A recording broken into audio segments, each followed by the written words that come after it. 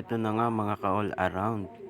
Meron na naman tayong bagong i-restore na motor mga ka-all around.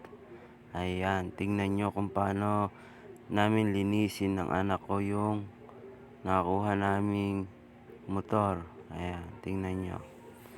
Wala nga pala siyang pasok kaya ayun, nakatulong ko maglinis ng aming motor mga ka-all around. Ayan. Talagang nilinis namin yan dahil pangbenta naman na yan, pambenta na naman mga ka-all around.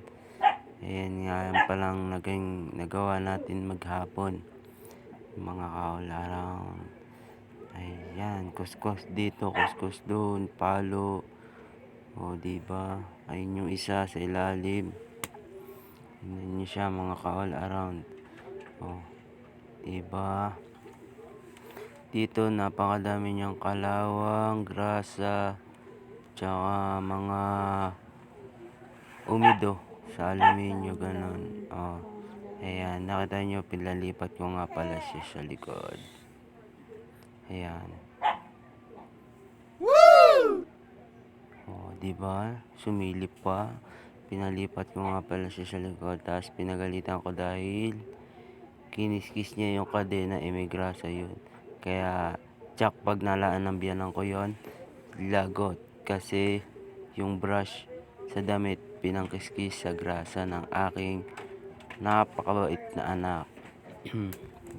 Ayan guys, diba, ultimo ilalim para matanggal yung mga grasa, yung mga umido, yung mga kalawang, ganyan.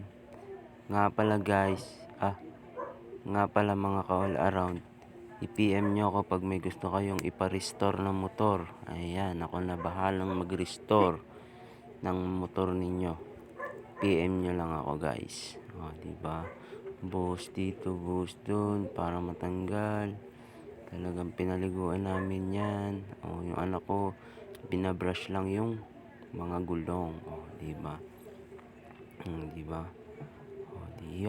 diba, mga ka-all around, PM nyo lang ako kapag may paparestore kayong motor o may ipapalinis kayo para maging maganda ang mga motor nyo. Ayan, kahit nabulok yan, kaya nating ayusin. Diba, malaking motor nga pala yan guys. 150. Ayan. Diba, ang sipag niya, binabrush pa niya yung mga gulong. Diba, brush lang. Ang sipag ng anak ko. Bye bye.